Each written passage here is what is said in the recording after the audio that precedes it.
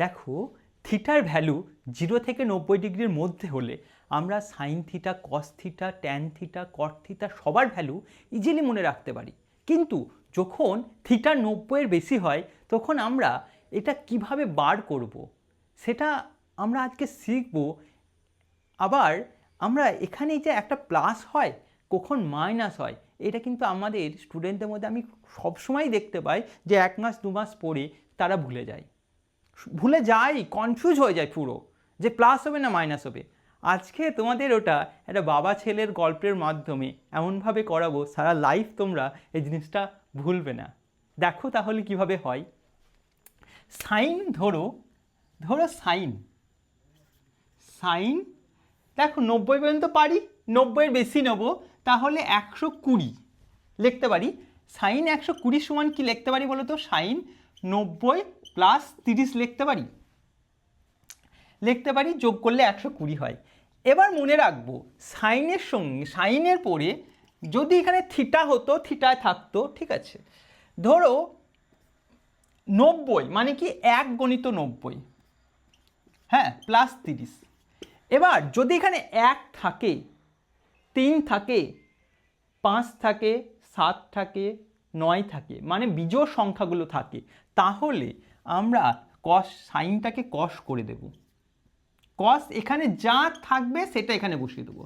Theta লিখেছি, যদি theta লিখতাম 30 লিখতাম, থিটা লিখতাম সরি, আর যদি 30 লিখেছি তাই এখানেও 30 হবে, ঠিক আছে। এখানে যদি 60 থাকতো এখানে 60 হবে।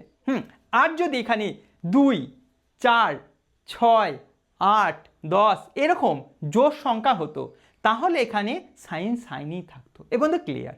এবার দেখো এখানে প্লাস হয় না মাইনাস হয়, এইটা আমরা আজকে একটা ট্রিকের মাধ্যমে শিখবো। তাই এখানে আগে ছবিটা এঁকে নিই।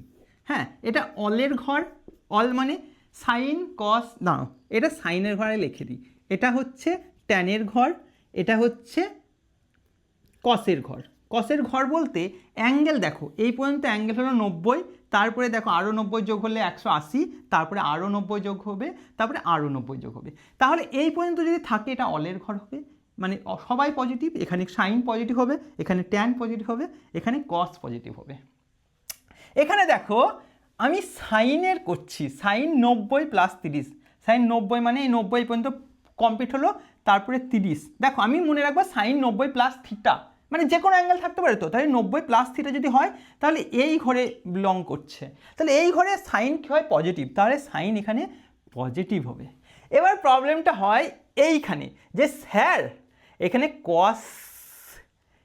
কসের নেব, কসের জন্য দেখো কস কিন্তু এখানে কি হয়? নেগেটিভ, তাহলে কস এখানে নেগেটিভ, সাইন এখানে পজিটিভ, তাহলে এর জন্য এখানে সাইনটা হবে না, এই কসের জন্য সাইনটা হবে।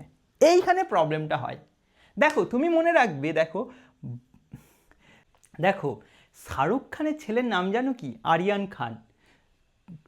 আরিয়ান খান কেমন দেখতে? অনেকটা শাহরুখ খানের মতোই দেখতে না? আমরা সবাই কি বলি আরিয়ান খানকে যদি রাস্তায় দেখি, আরে জানি না দেখতে তো পাবো না জানোই, যদি দেখি আমি বলবো আরে আরিয়ান খান, প্রথম দেখছো শাহরুখ খানকে চিনো, এবার বলবে আরে আরিয়ান খান তো শাহরুখ খানের মতো দেখতে। সবাই তাই কথা বলে তো, কেউ কি বলে শাহরুখ খান কেমন দেখতে, শাহরুখ খান আরিয়ান খানের মতো দেখতে? বুঝলে না? আরে ধরো সাপোজ তুমি তোমার বাবার মতো দেখতে, তাহলে তুমি যদি রাস্তা দিয়ে যাও, কেউ একজন দেখলো তোমাকে, আরে এই ছেলেটা তো পুরো তার বাপের মতো দেখতে বা বাবার মতো দেখতে, একদম অবিকল বাবার মতো দেখতে, তাই বলে। কিন্তু ধরো তোমার বাবা রাস্তা দিয়ে যাচ্ছে, কি বললো, আরে এই লোকটা তো পুরো ছেলের মতো দেখতে, তা তো বলে না কেউ, বাবার অনুযায়ী ছেলের কথা বলে, ঠিক আছে। মানে বাবা যেমন তার অনুযায়ী ছেলেকে বলা হয়। ধরো সেফ আলি খানের ছেলের নাম হলো ইব্রাহিম আলী খান, তাহলে আমরা সবাই বলি সেফ আলি খানের মতো দেখতে হলো ইব্রাহিম আলী খান। কেউ উল্টোরা বলি না যে সেফ আলি খান হলো ইব্রাহিম আলী খানের মতো দেখতে, তা তো বলি না। সবসময় তোমাদেরকে বলে হ্যাঁ তোমরা আবার রাগ করো না, মেয়েরাও মায়ের মতো দেখতে হতে পারে বা বাবার মতোও দেখতে হতে পারে। তা মেয়েদের ক্ষেত্রেও সেম, যে কেউ বলতে পারে যে আচ্ছা এ তো পুরো তার মায়ের মতো দেখতে, আমরা তাই বলি। মানে মায়ের থেকে চিহ্ন আসবে, বাবার থেকে তার ছেলে আসবে, ছেলে কেমন দেখতে? বাবার মতো দেখতে, মেয়ে কেমন দেখতে? মায়ের মতো দেখতে, এরকম। এখানে এই কস কার থেকে এসেছে? কস সাইন থেকে এসেছে, মানে বাবা থেকে ছেলে এসেছে, বাবার সাইনটাই ছেলের সাইন হবে। সাইন মানে সাইন বলতে চিহ্ন, বাবার চিহ্নটাই ছেলের চিহ্ন হবে। সাইন এই ঘরে দেখবো আমি ছেলের দেখবো না, আমি বাবার দেখবো। বাবা এখানে কে? সাইন। সাইন এখানে কে?